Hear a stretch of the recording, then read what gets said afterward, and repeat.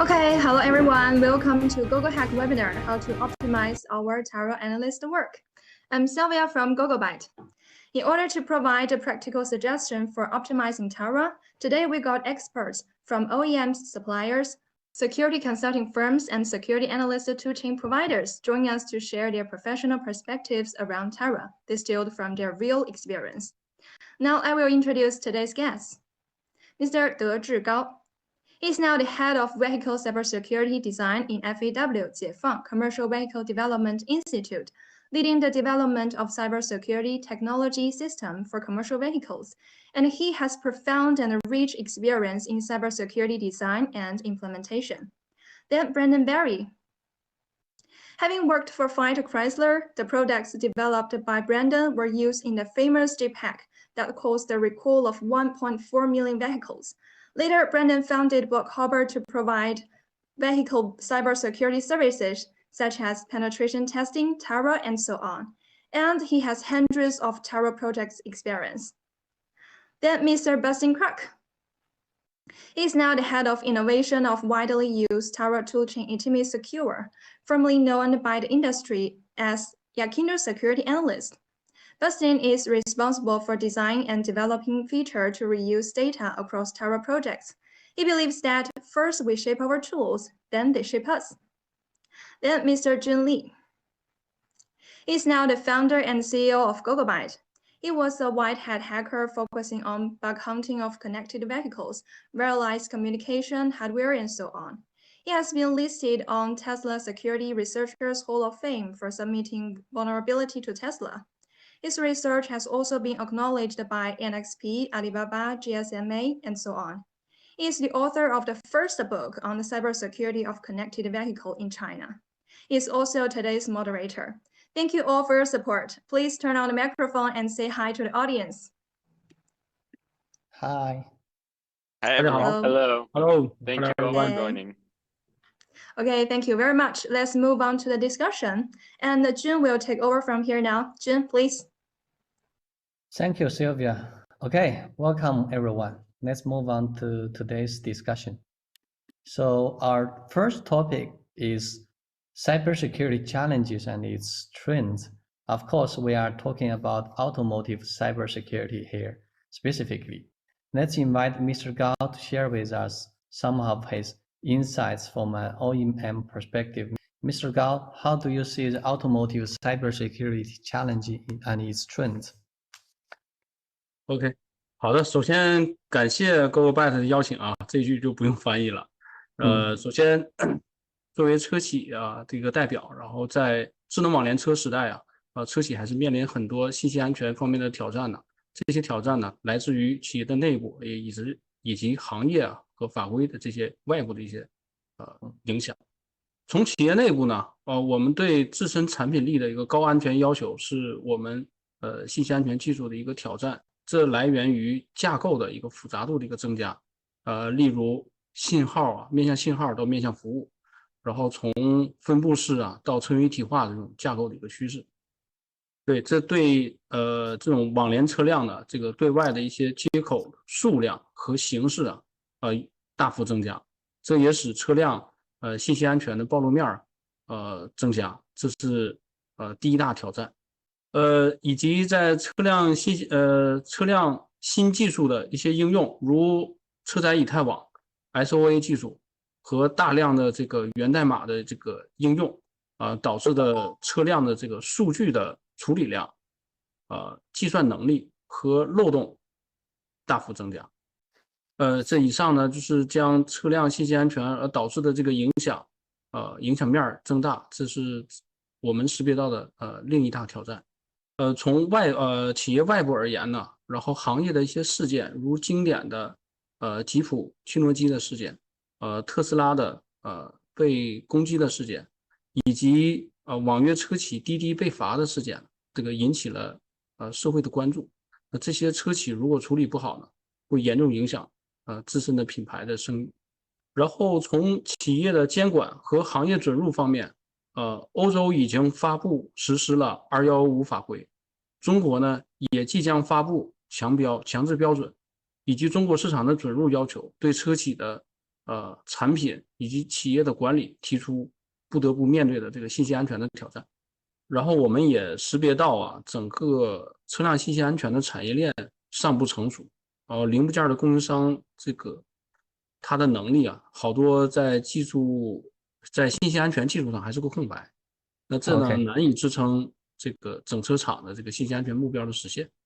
So thank you, Mr. Gao, for sharing us with the challenges from your perspective. Next, let's hear from a security expert that has experience in both OEM and security consultancy suppliers. Brandon, please. Sure. Yeah. So I think Mr. Gao did a good job of recapping a lot of the pressures in this space of vehicle cybersecurity. An increasing attack surface, increased regulatory pressure, and then new technologies, new business models being introduced into the automakers and rippling down the supply chain, where we're seeing cybersecurity requests being asked of suppliers. I think just to add on to that a little bit, one of the big challenges in vehicle cybersecurity is that a lot of the cybersecurity development needs to be very early on in the process, because once the architecture is set, and certainly once that vehicle is in development and into production and operations and on the road, it's very hard to change core aspects of the cybersecurity of the vehicle. So as automakers move to a more service-oriented model, as they change to be more agile, more feature released based with their vehicles, it's really core that the cybersecurity efforts are done early on. And it's core that they're able to maintain those cybersecurity efforts, not just at the automaker layer, but also throughout the supply chain as that vehicle proceeds through its life cycle. Okay, thank you, Brandon. Now so next, let's hear what the father of the widely used Tara toolchain, Yakindo security analyst, has to say about this topic. Bastian, please. Thank you. It's interesting how, I think you guys pointed very well into this issue that comes from the new architecture and the new regulations that build some pressure on the car makers. I'm actually like building the tools with which they might be able to address that, right? So my perspective is we observed our clients so far they might be early in the process. They could have some checklist and decide, oh, this component, it doesn't really have any safety impact, so we don't need to do any security considerations. That doesn't work too well anymore with this new architecture, right? So I think what challenges come up from that is that there are much more things to analyze security-wise, and the Terra needs to be considered early on, as Brandon mentioned, and throughout the whole life cycle of coming up with good security requirements up to testing if they are fulfilled, and even later when the vehicles are on the road, we again need to reconsider what happens if now an exploit becomes well known. What effect does it have to my risks? So parts of these terrors need to be updated somehow, and there are different methodologies and at different ends of this whole process. And bringing this all into one picture is like the biggest challenge that we as a tool vendor for doing terrors are facing, because a terror and what we want to do highly also depends on what stage you are, not just as an enterprise of how good are you, how far are you with establishing these processes, but also where are you along the vehicle's life cycle. Okay, thanks, Bastian. Now let me share with you how I see these challenges and trends. First of all, I'm both excited and worried. I love new technology, but I fear them as well. I was a security researcher before starting GoGoByte. We had found many security vulnerabilities of IoT devices, including smart locks, cars, and even mobile phones.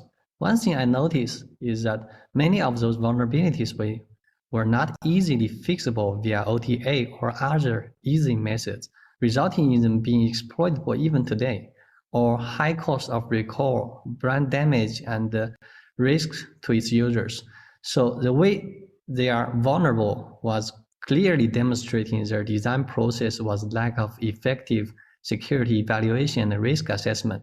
So with the introduction of more complex software and hardware into auto industry like SOA, virtualization, AI computation, V2X connectivities, the chances that we will be see more and more vulnerabilities are getting higher, and it should be a common sense consensus that the brand new car we just shipped out today has many vulnerabilities yet to be discovered and fixed. So the agility of OEM and suppliers when they respond to threats or vulnerabilities will become one of the most important criteria in judging their cybersecurity capability.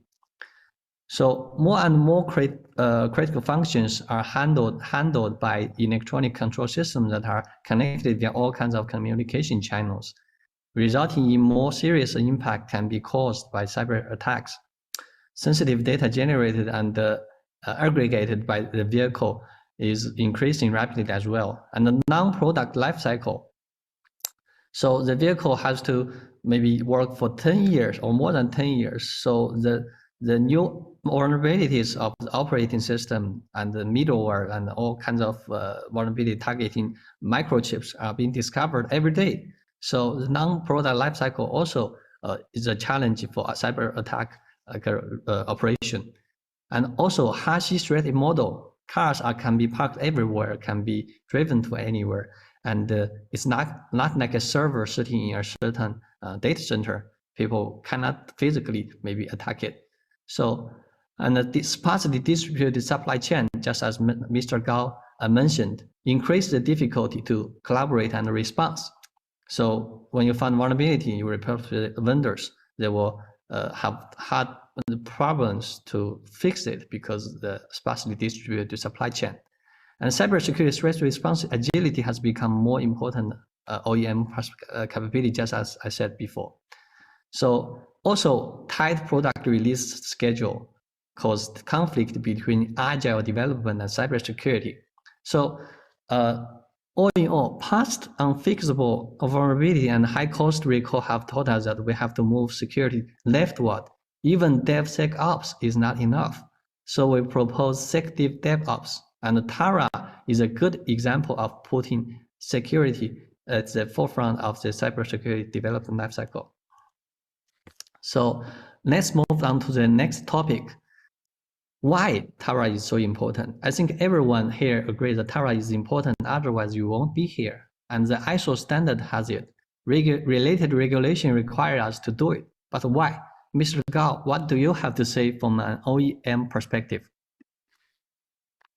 我觉得刚才各位专家提到的这个挑战呢，其实已经提到了 Tara 的一个重要性。首先第一点 ，Tara 呢是我们合规的一个需求。从法规和中国的一个准入的，在车辆信息安全概念设计阶段都明确提出了 Tara 的一个流程要求，这是一个必要的环节。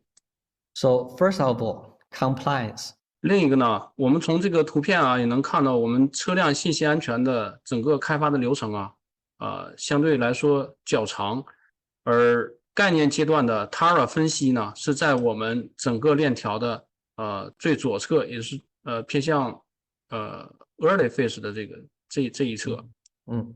如果我们的 Tara 工作没有高质量的一个完成的话，会导致我的残留风险流转到测试阶段或者是生产认证阶段，而这些阶段的失败会导致我们的迭代，我们整个流程的一个迭代开发，然后这个整个的这个研发周期会因为 Tara 的没有高质量完成会拉得很长，这会导致咱们整个车型的释放周期也会很长。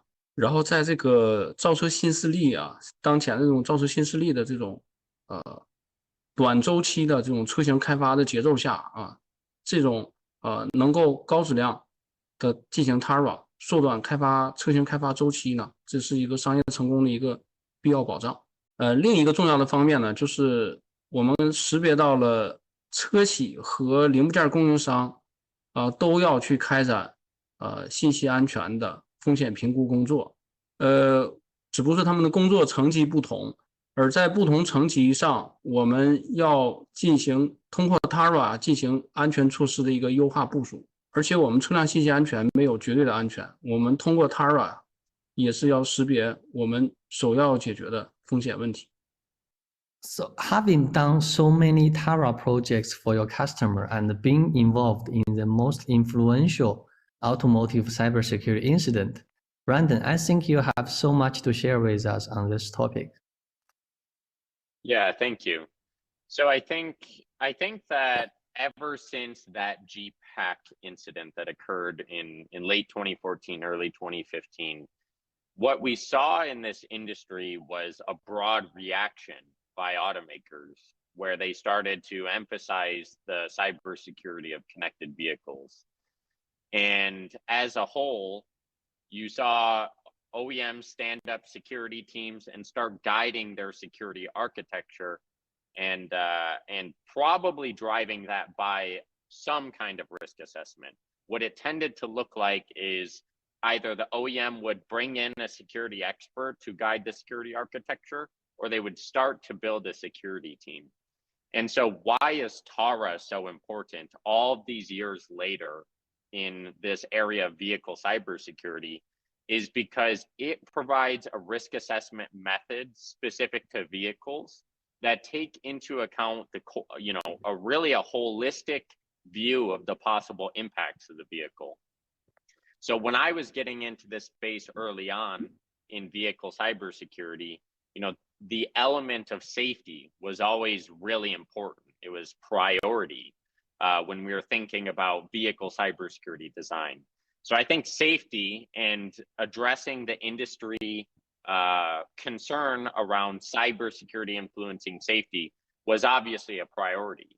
But what Tara brings into play is not just safety. It's operational impact, it's financial impact, it's privacy impact. And so what Tara as a methodology, a standard methodology does for this space is provides a consistent risk assessment methodology. Because to Mr. Gao's point, it's everyone that has to do the Tara. It's not just the automaker who has to do the Tara more at the higher design levels of the vehicle, the architectural levels, but suppliers need to be able to do Taras as well because they're responsible for the cybersecurity design of components. And so all of these Taras being performed across the automotive supply chain influence the cybersecurity posture of the vehicle.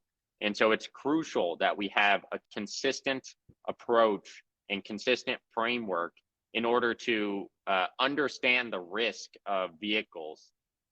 And certainly in the software development realm, IBM, I think, is commonly referred to in the statement saying that if you fix bugs in design, it is 6 times cheaper than if you fix them in implementation. And that rings true with cybersecurity as well. Tara is done so early in the process because if we're to apply a standard risk assessment methodology, we can identify those risks early on, get controls baked into the cybersecurity architecture of either the vehicle or its components, and do that early on, because if we draw that parallel, it'll be 6 times more expensive if we identify those weaknesses later during implementation, or even more expensive if you identify them into production and operations. So in summary, I see Tara providing a lot of value by having a standard approach that can be used across the supply chain and being something that is referred to in the standards as being early on in the process to prevent that kind of cost from creeping up or finding it later on in the development process. Okay, thanks, Brandon. So, Bastian, you have invested so much of your time into creating this excellent Tara toolchain. You must have seen the importance of Tara. Can you share with us? First of all, I'm impressed with how good Mr. Gao and Brendan are summarizing this up. So I entirely agree with what you two said. I mean, I mean, if we start in the beginning, okay, we want to know if the road user is at risk, and we also want to know if the OEM is at risk, like Yoon mentioned, the brand also.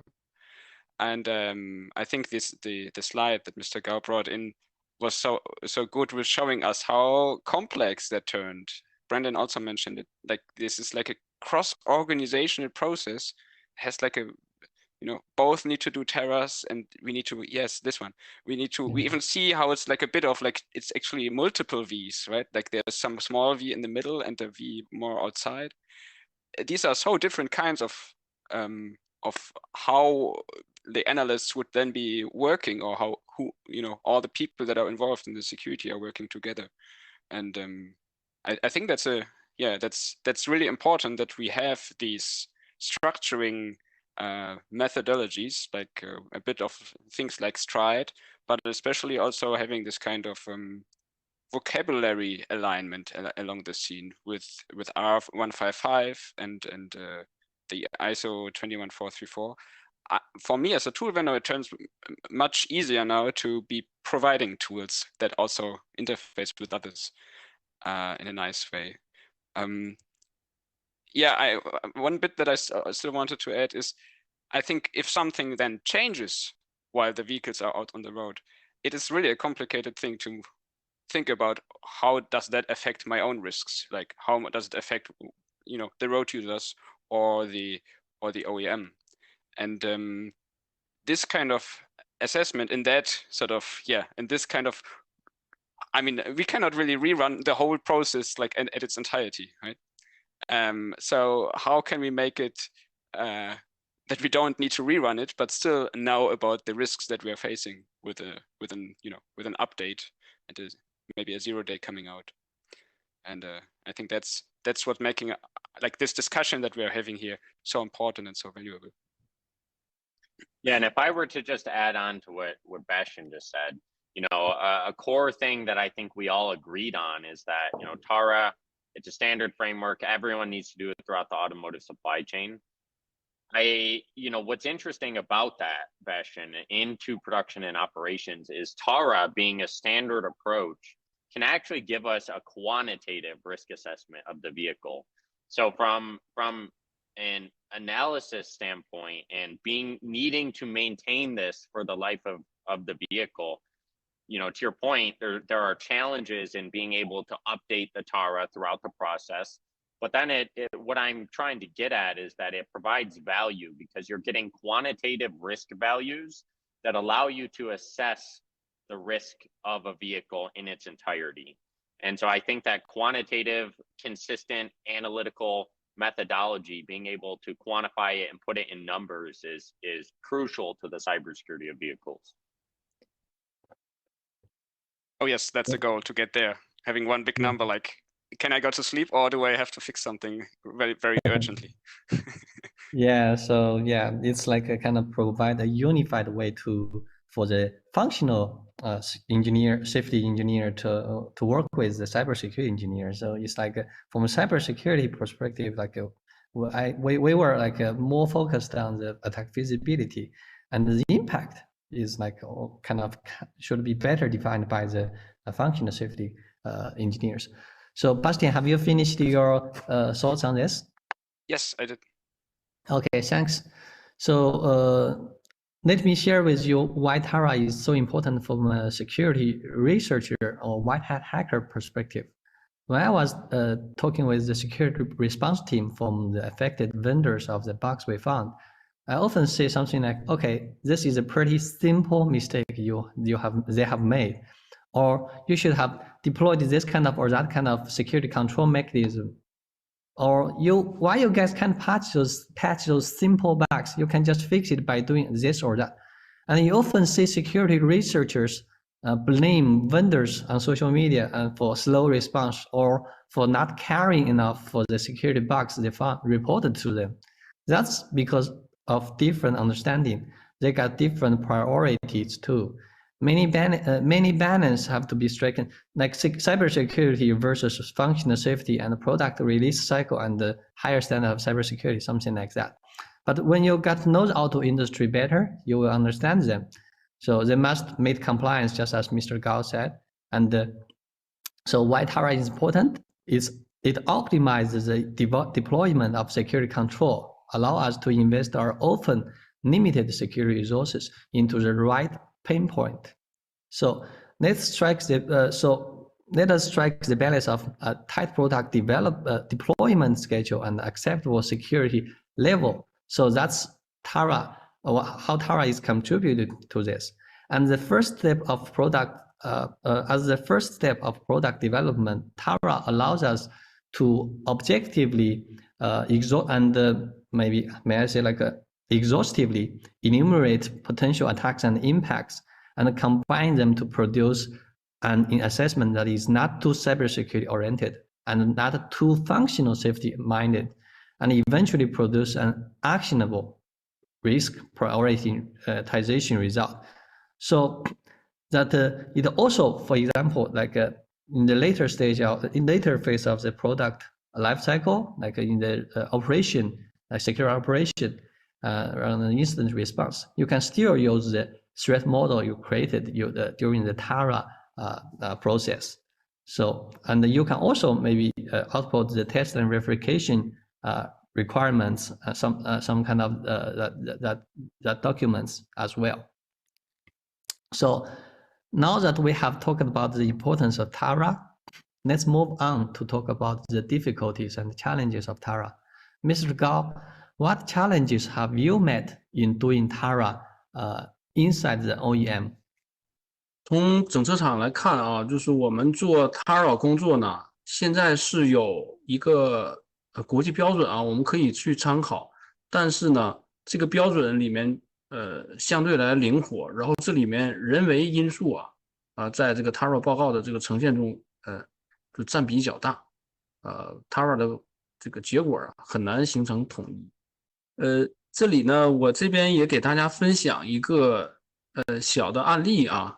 我们与我们这个战略合作伙伴的这个Tara 分析专家共同针对一个场景进行了评估，得到的结果呢，虽然是接近的，但是他们的过程是迥然不同的。我们这个场景呢，就是针对整车的 Security Access 这个服务进行开展攻击和 Security Access 对应的 Key 进行一些破解。我们其中一位专家这个给出的一个评估过程它是对控制器的固件进行提取和逆向分析完之后得到了一个攻击的一个潜力值。另一位专家呢，他是以要拿到 ECU 固件这一点去展开的，就是另一位专家是为了是从说很难获取到 ECU 固件这个角度去评估的。这样的话，他在 knowledge 的这个维度上给出了一个很高的一个难度的一个评分，而对攻击可行性而对攻击的窗口这一项给出了一个 unlimited 的一个评分。以上两个维度的不同源自于对攻击者画像的不同。除了人为因素以外呢，我们在开展开展 Tara 工作的时候，我们采用了大量的工具，而在工具的一些限制上也对我们 Tara 开展产生了一些挑战，例如这个灵活性以及上下游的一个协同性。对，在灵活性的挑战上，就是扩展性的挑战上，我们识别到像对边界假设声明已有安全措施，包括刚才的攻击者画像的描述上其实很难添加。采用 Excel 就 Office 这个 Word 等这些工具用于 Tara 的评估的时候就不受这些限制。这也是这个 Office 相关的这个 Tara 工具盛行的一些原因。然后 Tara 的另一个挑战呢，就是我们很难获取到也不能说很难，就是在获取系统描述或者 TOE 的这部分相关信息的时候较难。所以在工具上如果设计一个上下游可协同可共同编辑的这个模板这可以是提高我们的工作效率。最后我们看到的一个最后我们识别到的一个挑战呢，就是我们这个工程的一个复用。典型的话，车辆功能在 SOA 化之后呢，我们的功能可以随着这个功能的迁移，在不同部件上进行部署。这个就是在 SOA 架构里面，功能可以随意部署、随意迁移而带来的一个挑战。Okay, so thanks, Mr. Gao, for your for sharing those challenges with us. So, Brandon, having done so many Tara projects, when we talk about challenges, you must have met so many. Can you share with us? Yeah, I think Mr. Gao got to one of the biggest challenges in this space, which is around consistency of Taras. While I talked about how there's a framework in place, Mr. Gao's slide presents very well that two different analysts can yield different Tara results entirely for the same system. We encounter that at Block Harbor when we're working with two different suppliers on an inverter, common ECU for EVs. Fundamentally, they may have a very similar threat model, yet the Taras end up looking so different. And so, how I would summarize that is that today, Tara is an art and not a science, but it needs to be a science.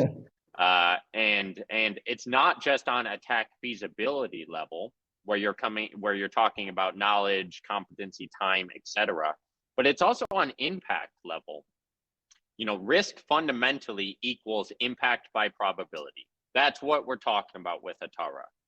So for the probability portion, that's attack feasibility level. For impact, in Tara, we have a framework to qualify impact by safety, financial, operational, privacy. But many times, the person doing the Tara analysis is making subjective judgments on these different types of impact levels. I think it was stated earlier that sometimes that security analyst who's doing that Tara is not the right person to talk about the impact from a financial perspective or from a safety perspective on the organization. And yet they're forced to make that decision because how else does that work? Does that analyst go to the safety team and ask them, what's the safety impact? They probably won't know. Do they go to the privacy team and ask them?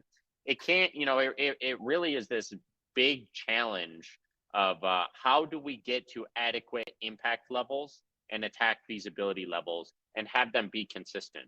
Speaking from my own experience at Block Harbor, we maintain a team of people that do Taras for different automakers and different suppliers. And internally, we've had to put a lot of gates in place to ensure that our Taras are coming out consistently. We have to have those review stages, those brainstorming stages where we're working on them together to ensure that the end product is something that we think is as close to the truth of the risk that system faces. I think secondary. Sorry. You want to go ahead? Sure. It seems that you have achieved the Block Harbor company level consistency, right?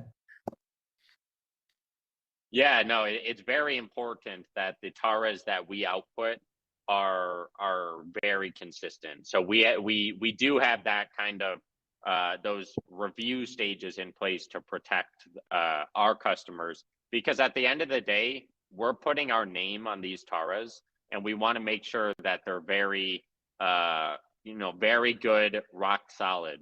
I want to share another experience that Mr. Gao got to, which is the commenting part of this. So much lives in the comments and what additional information you're assigning to the risks as you're developing them. And so we found ourselves in hot water with customers because we leave comments that are maybe a little bit extreme, too much. Too much information. And we have to remember that at the end of the day, it's the auditors who may see these TARAs. And so we have to be conscious about what type of information we're talking about in these TARAs. You know, many times we could be thinking about nation state level attackers that may be able to burn the vehicle to the ground by abusing a feature. But if we state in the comments or in the impact that the vehicle may explode, then when the auditor sees that, that's a huge issue. And so the commenting and the data that you're attaching to it is so important. And, you know, so I think, you know, broadly speaking, cybersecurity competency is one of the biggest challenges we face in this industry. How do we turn this from an art into a science is a question of how do we train engineers and how do we build tools that give us, you know, maybe a more rigid framework to work within.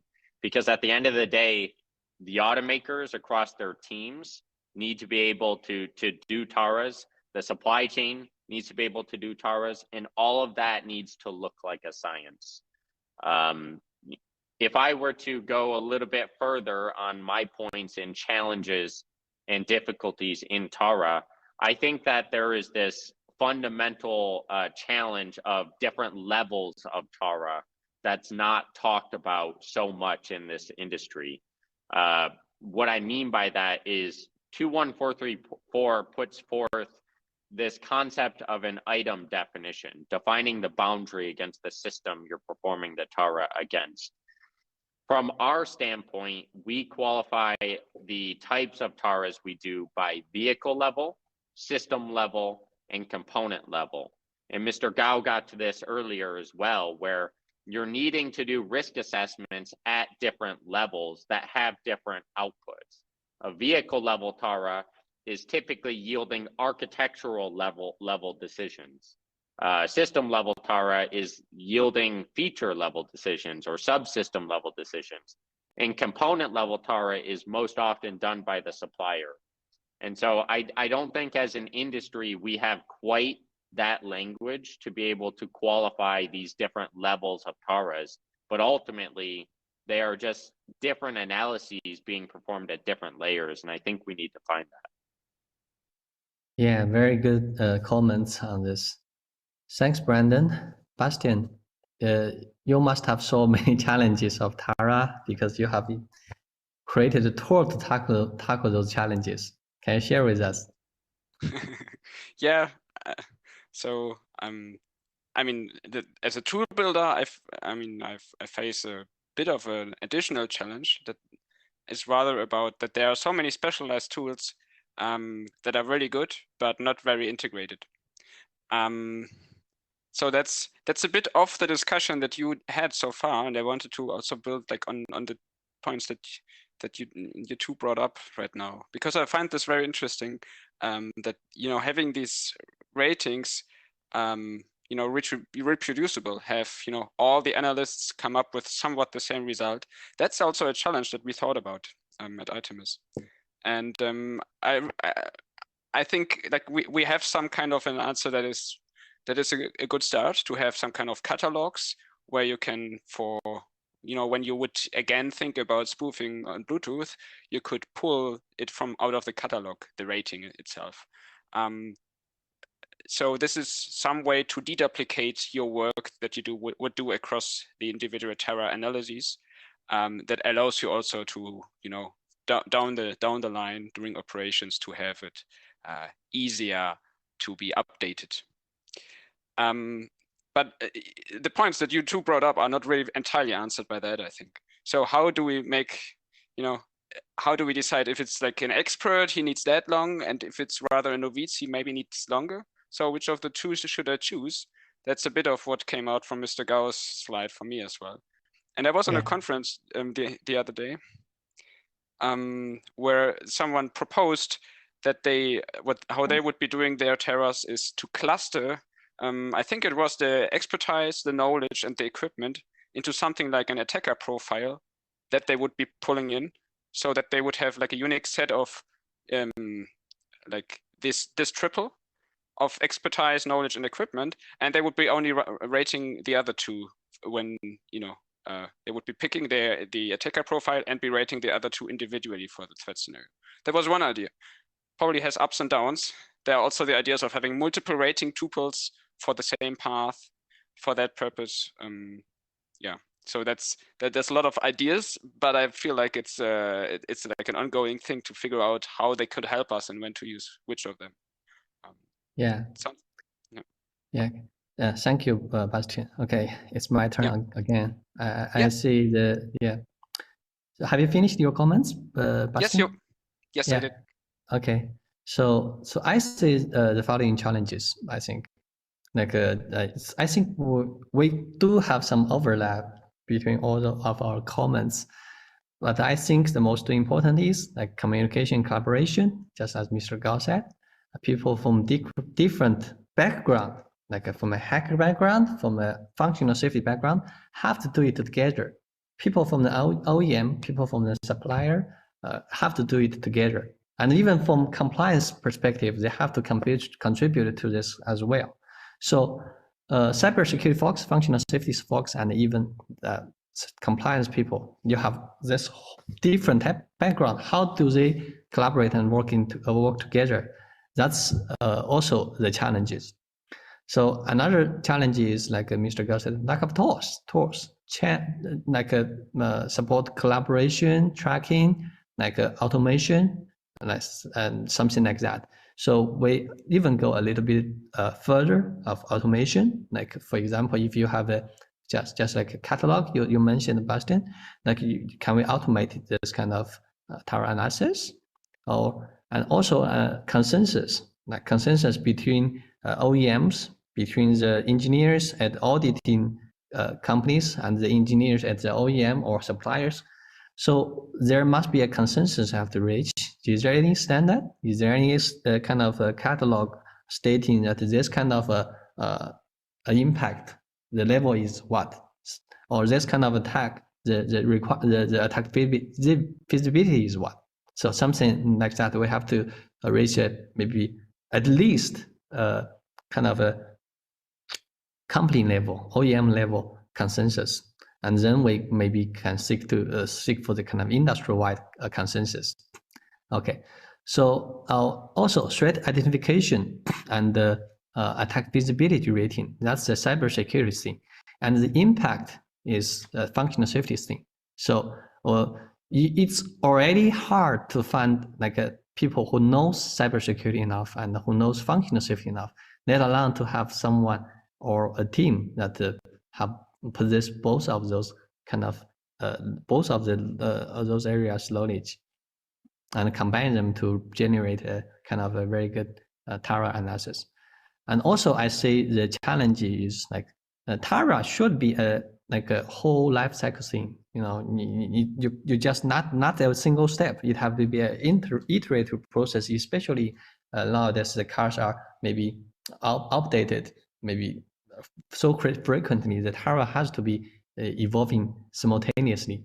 So failure to apply TARA across different phases to help know what to test and verify during the test and verification, answer if how a new vulnerability affects which product and in what kind of software and hardware configuration. Because during the life cycle of the vehicle, the car may maybe have different like software and the hardware configuration due to chain upgrading or different kind of car configurations. So we have to apply TARA like analysis model to do those jobs, to help us do those jobs. It will really help us to maybe filter out some false security, threat intelligence, something like that. So also failure to take the latest vulnerability intelligence into consideration.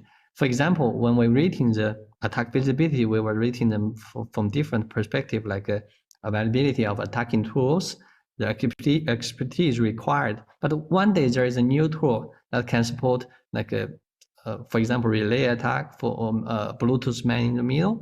So the tools, the attack visibility should adapt to considering those input as well. But we don't have that kind of information updated timely enough. Yeah. something like that. That's the challenges I saw. So having talked about those topics, now finally we are going to discuss the solution to those challenges. Mr. Gao, could you please share with us some actionable suggestions to tackle those challenges? 好的，这刚才各位专家其实在提挑战的时候，也都提到了一些优化的建议啊。首先针对人为因素的挑战，咱们提到的一个攻击的一个模型库啊，或者这个 catalog， 这个就可以提高我们的 Tara 的一个效率，提高这个 Tara 的一个评估质量。然后我这边建议呢，就针对攻击模型库里面的各个模型啊，去开展攻击潜力分析，应该由专业团队啊，或者是专业人员去进行一些情报收集。这个开展方式啊，刚才你说的是 expert， 我这个开展方式可以是渗透测试团队，也可以是行业上的一些权威机构来做这个事情。然后我们的 Tara 一般也是从那个一般是正向开发阶段来做的，都是自上而下的这么一个开展方式啊。但是咱国内的一个强标的一个趋势啊，对我们漏洞管理啊也提出了一些要求，所以我这边也建议在开发过程中增加自下而上的这种漏洞影响分析的方法，而且自下而上的这种方式去做这个漏洞影响分析，做这个风险评估工作，更适合我们现有的车型，也就是未经正向开发的这种现有的车型的这个风险评估工作更适合。最后一点呢，这个建议是提给行业的啊，也是希望能尽早完善信息安全的这个保障等级，像 CAL 等级这种的国际标准的开发。据我所知，一些有条件的企业已经建立了自己的这种网络安全保障等级的一些标准啊，这些也是很好的尝试。Brandon, with your rich and mixed experience from OEM and security supplier, you must have so much experience in solving Tara challenges that can share with us today. Can you share with us? Sure. Yeah. So I mean, I think the biggest thing is that right now, as an industry as a whole, I think that it's not just that Taras maybe aren't consistent, or there are we've talked about those challenges, but I also want to point out that as a whole, Tara is a very expensive exercise to do today. It's expensive because the automaker needs to maintain a security team. Then, we've talked about doing Taras at various different layers here. And then, ultimately it's something that we have to maintain through the life of the vehicle. And so when we're thinking about Tara and how to think about Tara as a whole, we're trying to come up with ways to make it a lot less expensive. So not just more effective, but also cheaper. And I think that some key ways to think about making Taras less expensive is sometimes the best people to do the Tara in the first place are the people who are designing the system. In other words, we've seen it be successful where you take the system developers or the system owners who are most knowledgeable about that vehicle and getting them to perform the Tara in the first place. Why? You may think they may not be security experts, so why are they doing the Tara? Well, if you give them a framework to work within, they may actually be the best person to do the Tara. Because on the other hand, if you have the security expert doing the Tara, they aren't the expert in the system they're trying to protect. So, you could have the security expert do a Tara, and then you miss that there's some backdoor in the some glaring vulnerability just because you're not the total expert in the system.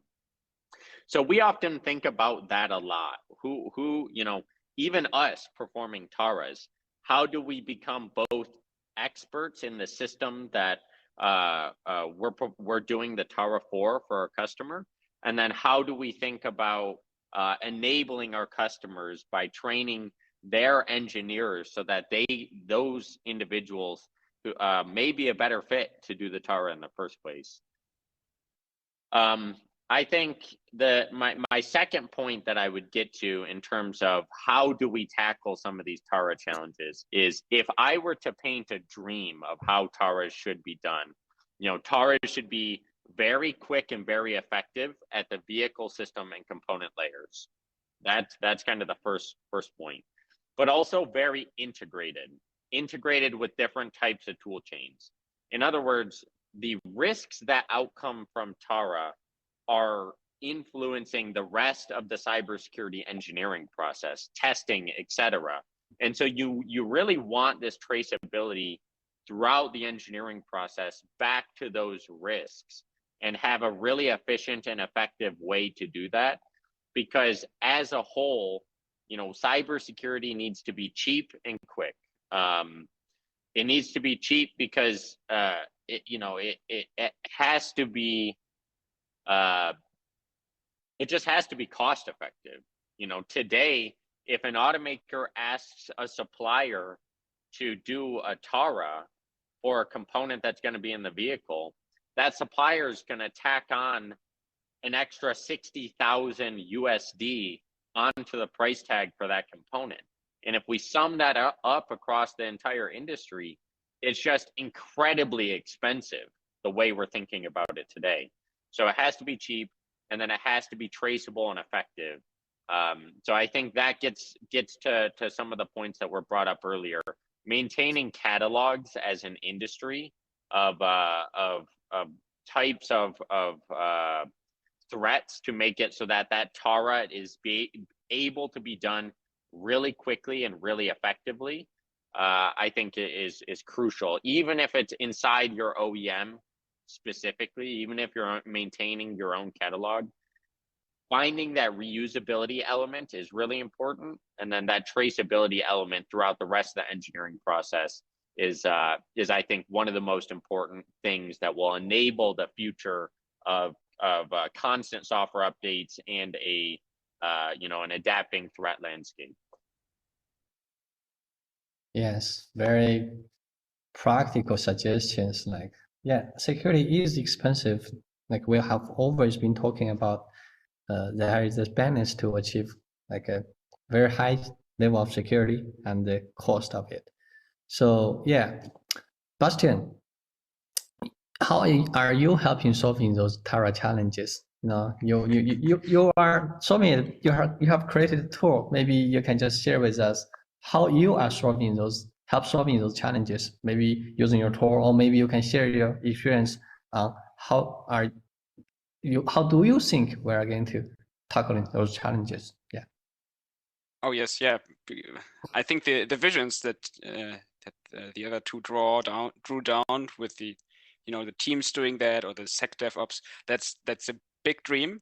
And I think not just like us individually or the organizations are trying to learn or discover how to get this done, but also the whole industry. Right? And I have a plan, I have 3 sort of steps how I think we can approach that. Yeah, I can also tell you how we are contributing to this at Itemis. So I think the first one is that we need to build like a shared body of vocabulary, of entities and the relationships that doesn't need to like be, everyone using the same words, but like having some words to talk, like to use to speak to each other and understand each other, which R155 and 21434 I think have contributed a lot to, so that we know what we mean when we are speaking.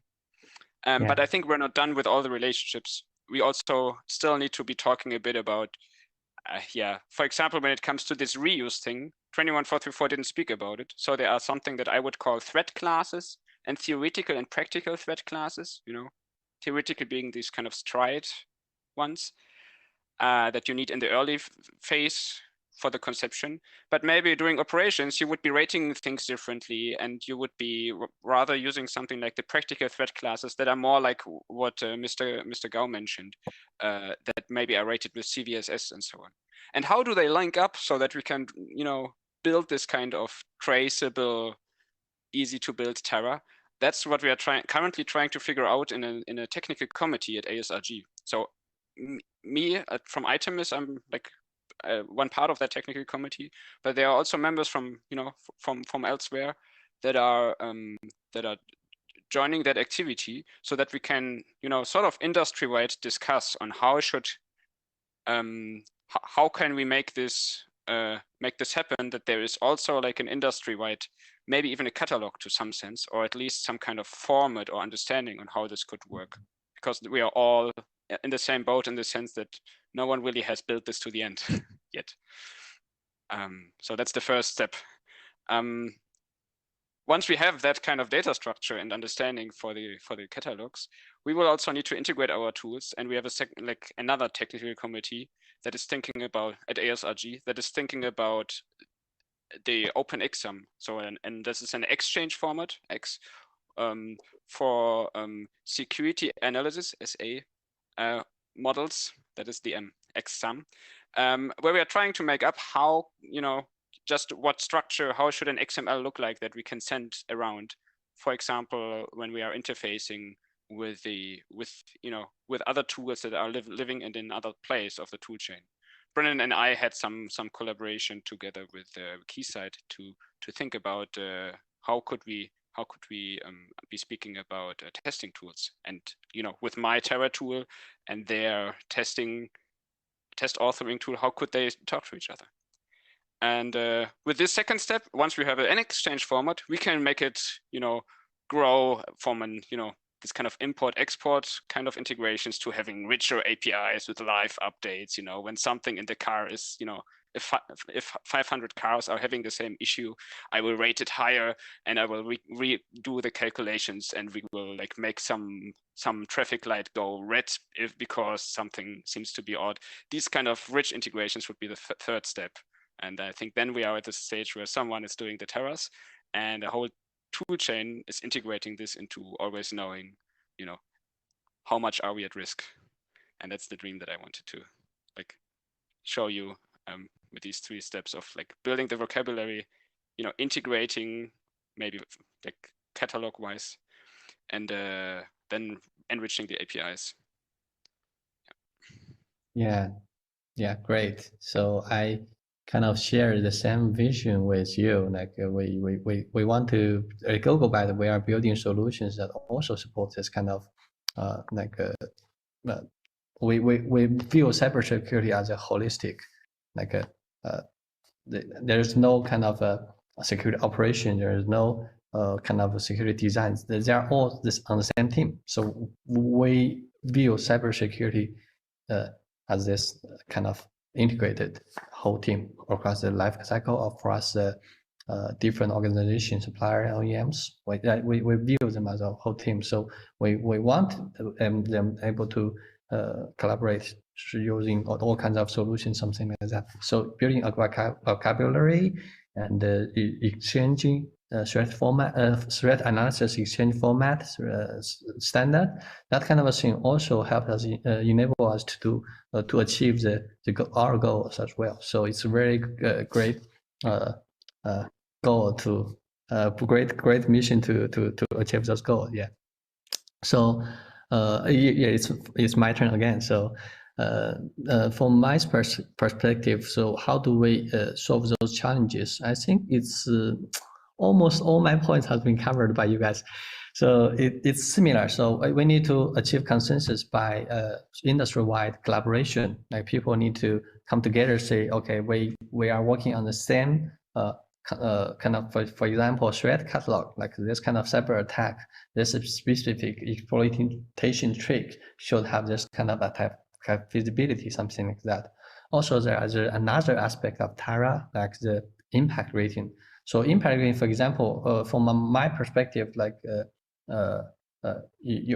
the hacker can control the brake. What's the impact of that?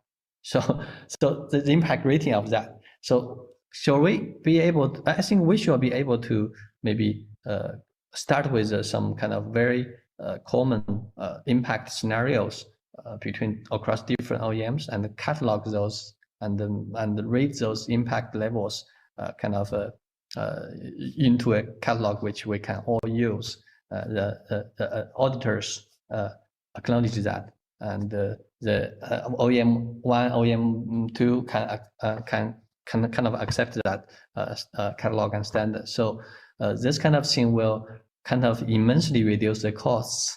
Like for example, like just Brent said, the cost is too high because you have to hire people to brainstorm and to discuss and to decide this kind of rating. But if you have a standard catalog, even a small subset of those threat impact or threat, it was greatly reduce the time needed for terror analysis. So that's another kind of suggestion. So I think Block Harbor and Itemus and even GoGoByte, we have already moved, make the first step by participating in the OpenXSM, which we exchange the threat analysis results that supports, for example, OEM analyzed this kind of security Tara, and then you can share it with suppliers and reuse it later in other car models. For example, this T-box analysis can be reused if the T-box is reused in other vehicles, something like that. Also, the threat catalog, where it's like it should always be a community or industry-wide initiative that everyone contribute and update it and agree with on this kind of catalog. So another thing in the future, I think, which I want to do is like to because for my cybersecurity analyst perspective, we always find it's too hard to rate the impact.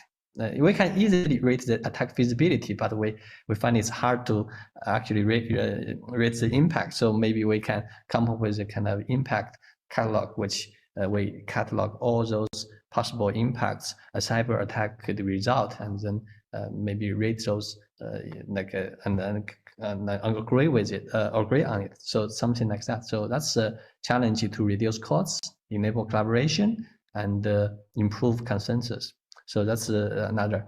So also another suggestion is that to build tools that support this kind of exchange between, for example, there are traditionally in automotive industry, there are many tools used to build system model. Then when they build those models, they analyze different aspects of this vehicle architecture, like reliability, like for example, the other aspects of this vehicle. But if we reuse those work done by system engineer or other colleagues in the OEMs, we just like work based off on their already existing models. So will help us immensely as well. So I think next step is to maybe work with other experts from other area, maybe to build an interface standard to maybe to allow us to continue to analyze the cybersecurity aspects based on what they have built. So that's another suggestion I would make to reduce the costs and enable collaboration. Just like Brandon have said, you need the system engineer to analyze the cybersecurity of that system is the best, but this requires a system engineer to master both cybersecurity skills and system design skills. So that's kind of hard. So we have to build tools to enable them to do that. Just like Mr. Gao said, doing Excel-based, spreadsheet-based terror analysis, you can do it if you have the experience. But if you have tools that can guide you through this whole process, can help you, give you hints, maybe give you like kind of a limited automation, something like that, it will greatly improve the efficiency, because what's the most expensive assets in the analysis is the analysis time. So yeah, that's also another suggestion. So I think so to summarize, I think we need consensus, like industry-wide consensus, standards, and catalogs, and we need tools to support this. We need to work with other people, like the system engineer, to reuse what have done. We don't have to reinvent the wheel to some degree to do this. So that's my suggestion on how to solve those challenges. And Great. Okay, let's move on to the Q&A session. We almost have finished to discuss this. We said the topics we have already arranged. So the Q&A, let's answer some questions, pick some questions from the audience. Let me choose a few questions from the Q&A. So, okay, so here's the first question. For a specific asset, how to enumerate all attack passes and whether there are some common attack database can be referred to. Okay, did you guys clearly hear this question? For a specific asset? Yeah. So maybe Brandon, you can, yeah.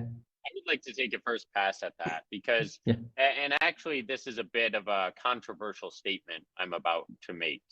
Yeah. I think that attack path analysis is actually a very limiting view on how to approach Tara in the first place. What I mean by that is fundamentally attack paths and attack trees try to get you as an analyst to identify, you know, the exploit chain in order to exploit and identify a risk in that Tara. But in my opinion, how I've seen that approach applied is that it actually ends up preventing you from having a secure by design methodology in the first place. What I mean is, you know, you as an analyst are only going to sit there and think of so many attack paths. And I think that's what the question's ultimately getting to.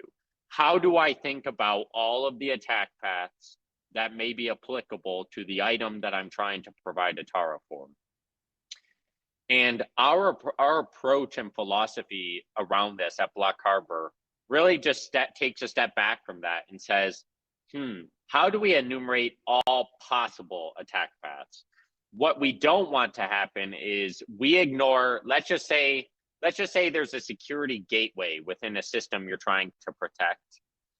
We don't want to fundamentally think that everything behind that security gateway is secure. Rather, we want to say, well, you know, we do an analysis as if that gateway's there, but then we do an analysis behind that gateway too, so that we have security in layers. I mean, that's very important. We as analysts are never going to think about all the attack paths that attackers are going to think of. That's the whole point of being a hacker, is you're trying to think about the things that the design and engineers never thought about in the first place. So how we approach it is we say where there's points of connectivity between two components within a system in an item definition, we're performing a consistent analysis on any point of connectivity. And what that allows us to do is for every single wire connecting components in an item definition, we perform a security analysis. In effect, what that's doing is viewing every possible attack path available within the item.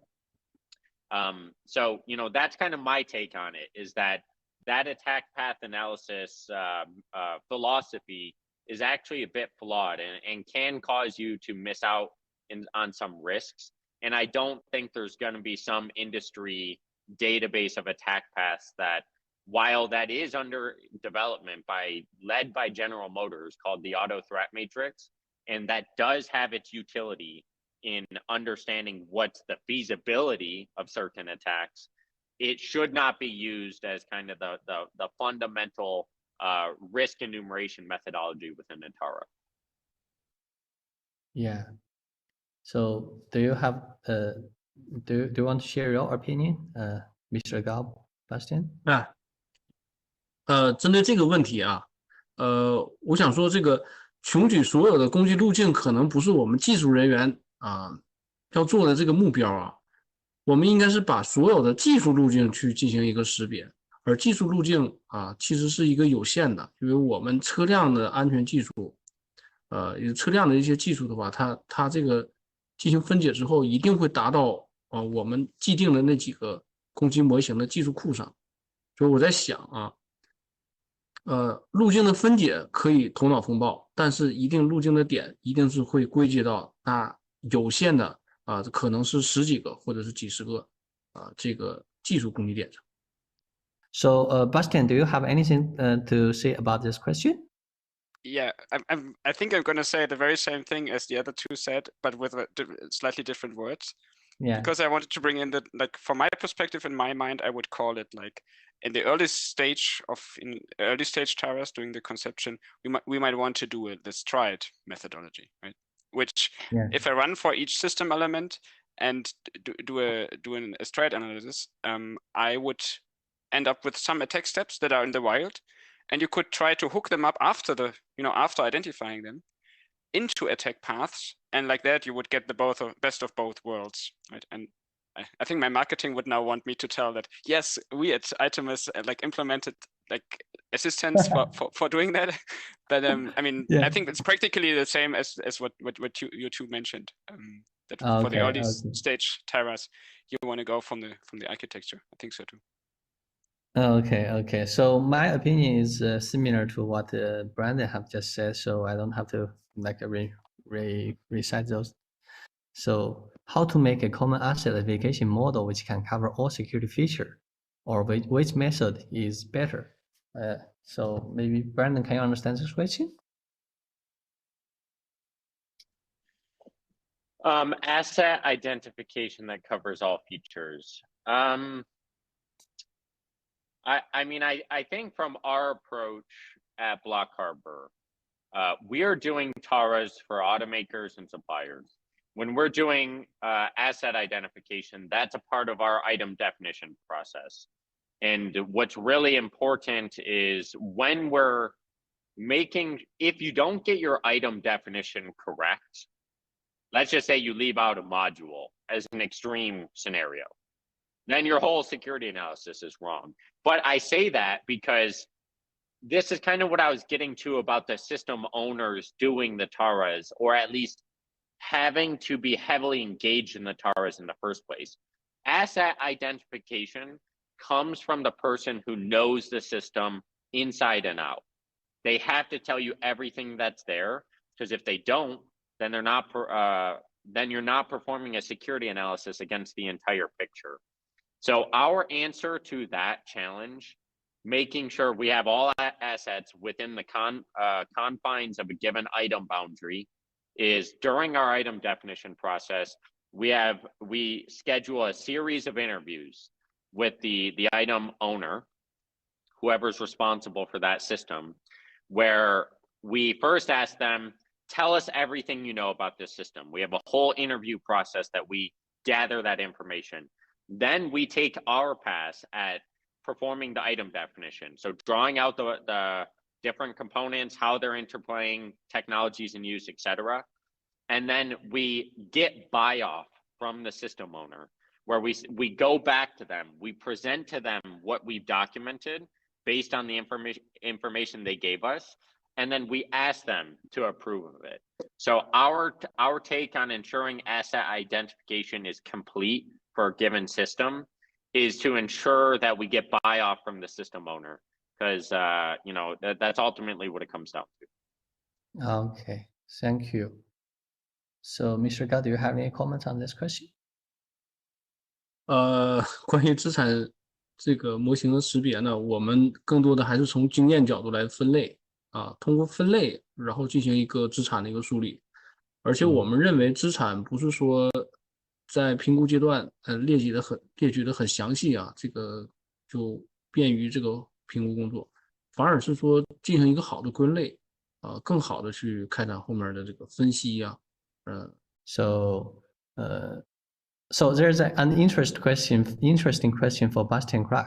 So as a user of Yakindo, appreciate if someone can provide an example with entire analysis chain. I think he means analysis process.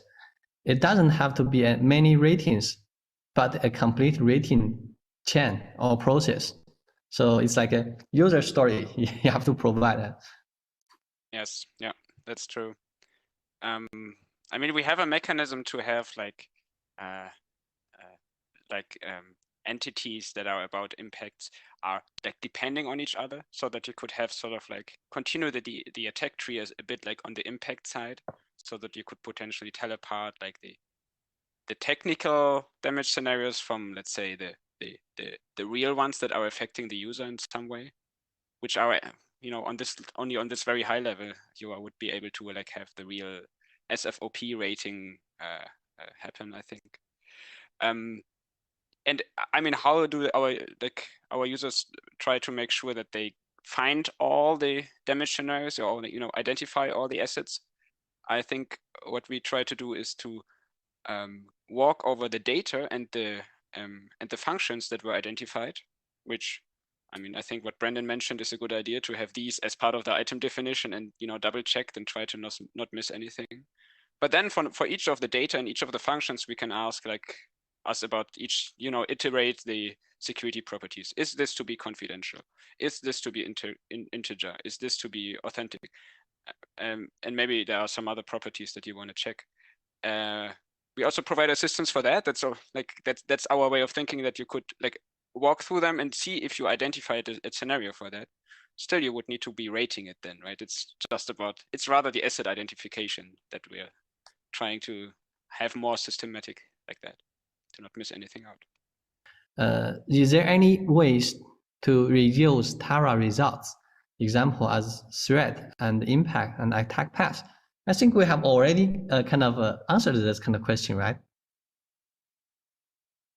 Is there any way to reuse Tara results? Yeah, I mean, so from my perspective, I mean, obviously Itemis provides a tool that is the core basis of it, is a catalog that allows you to reuse core elements of one Tara, so that if you're doing a Tara against a different module, it looks the same.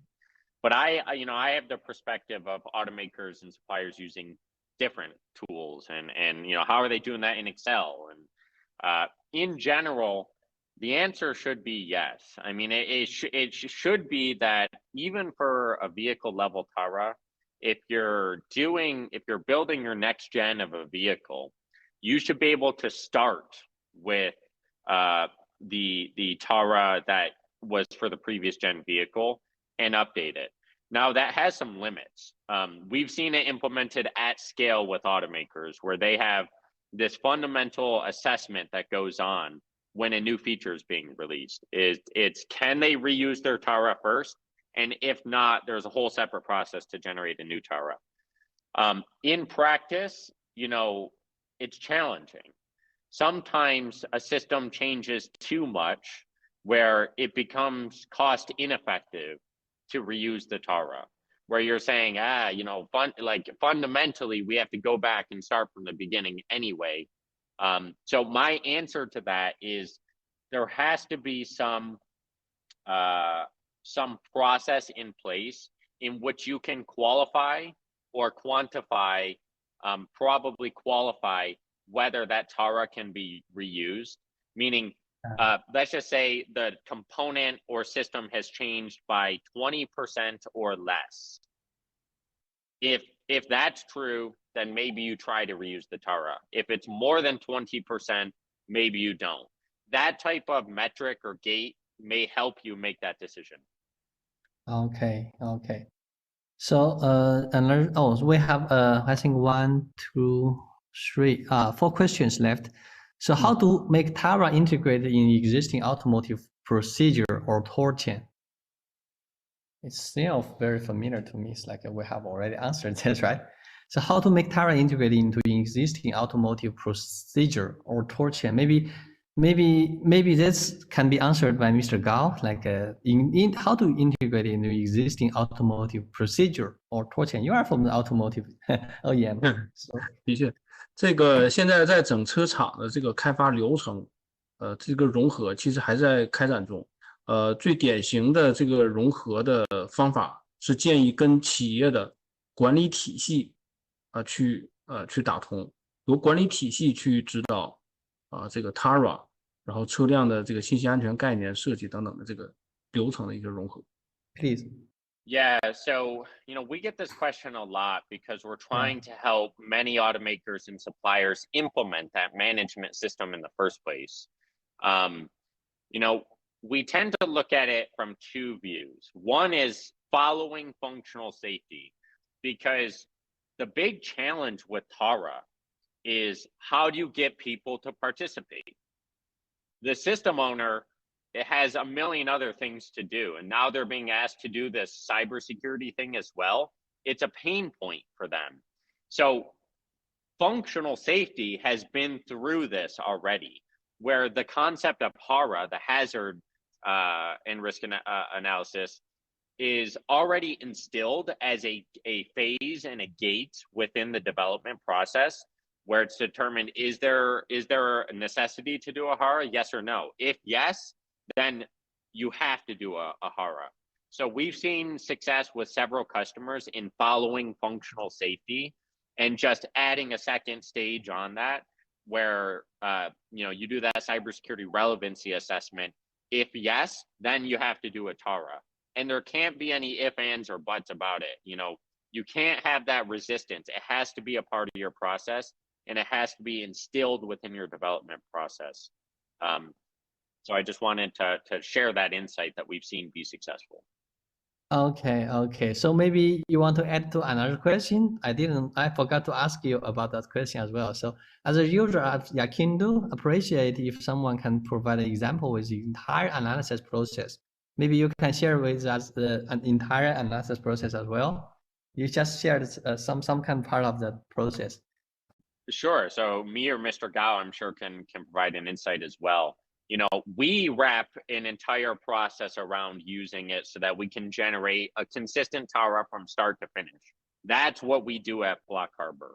And so how that tends to look is in Yakindu Security Analyst, they make it actually really easy to go through the item definition stage, where we can have the interviews with the customer that we need to have, input data into the tool, get buy-off from the customer on the item definition, and then continue through the security analysis, get buy-off from the customer on the security analysis, and then ultimately it yields us a set of risks.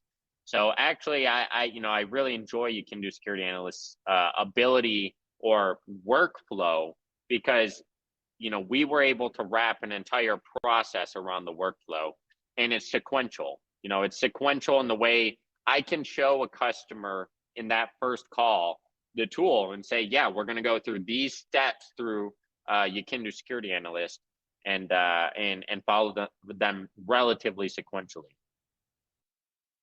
Okay, understood. So actually, it's similar. I think the whole process is pretty similar. I think the difference in the detail, which it cannot be easily explained here during this webinar. Maybe if you are interested, you can contact us or contact any of the guests for the further discussion.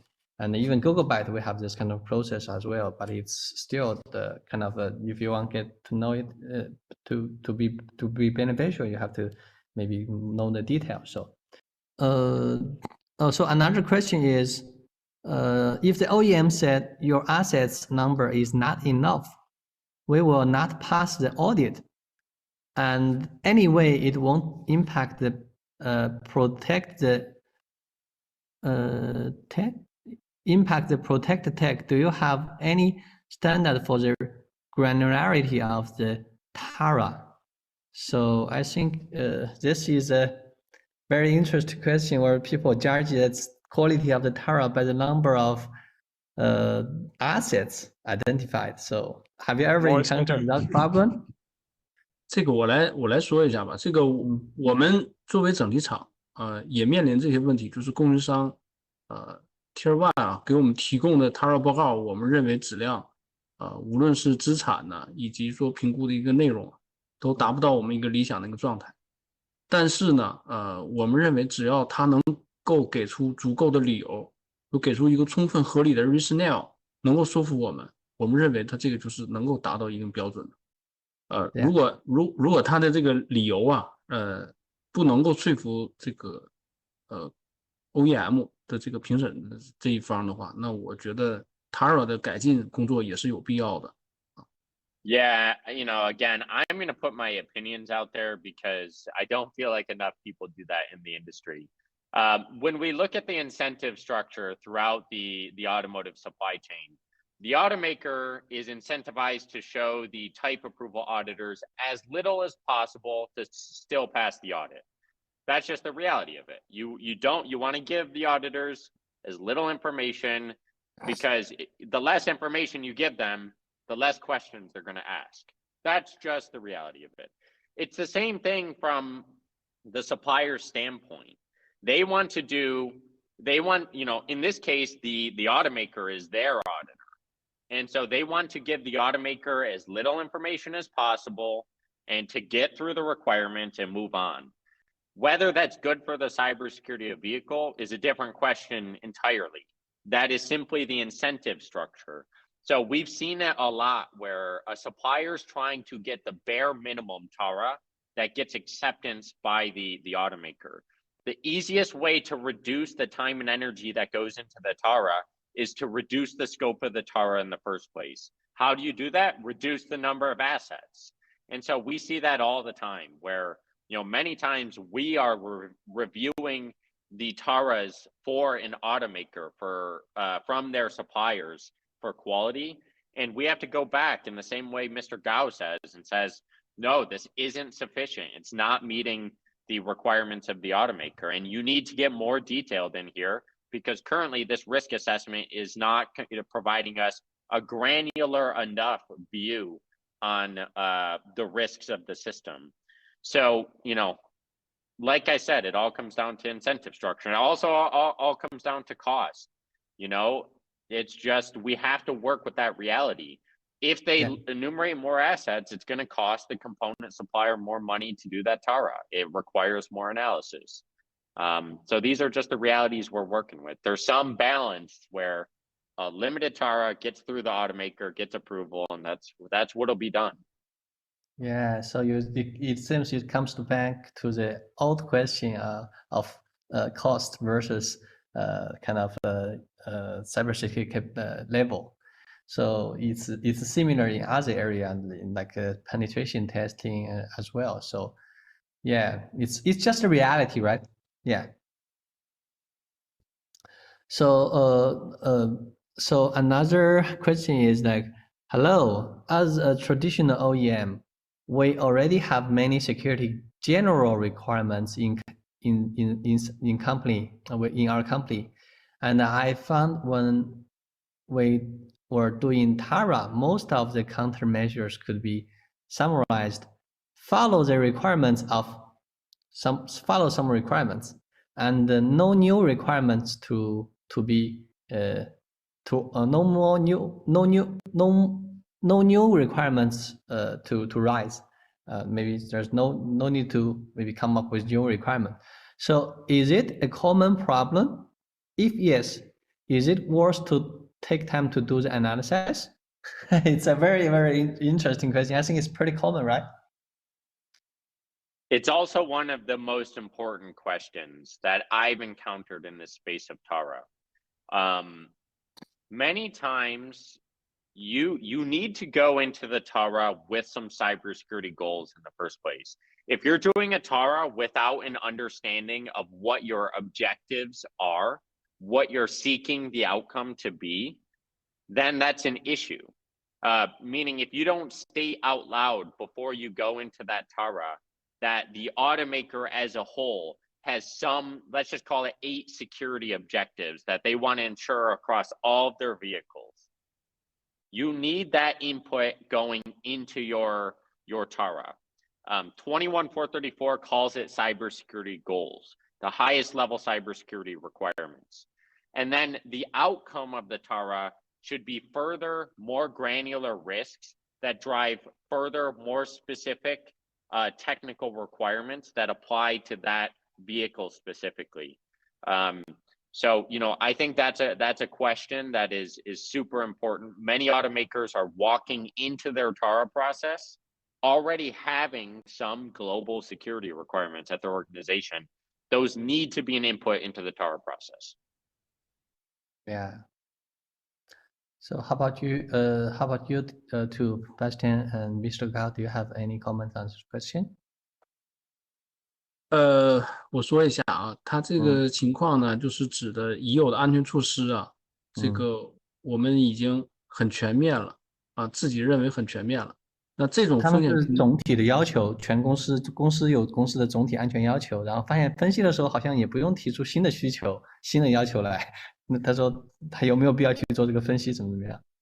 但这个还是从我的角度来讲，还是要做的，只不过是这个报告的这个导出过程啊，可能不会有更多的这个高风险值啊，但这个过程我们还是应该去 follow 这个行业里头这个强标啊，以及整个这个 OEM 对它的一些要求，这个应该还是要做。Yeah, so from my perspective, I think it's still boils down to this kind of granularity and application scenario of the specific requirements. I think, for example, if you think, okay, doing end-to-end encryption on this communication channel, it's a kind of a general requirements in every kind of security requirements.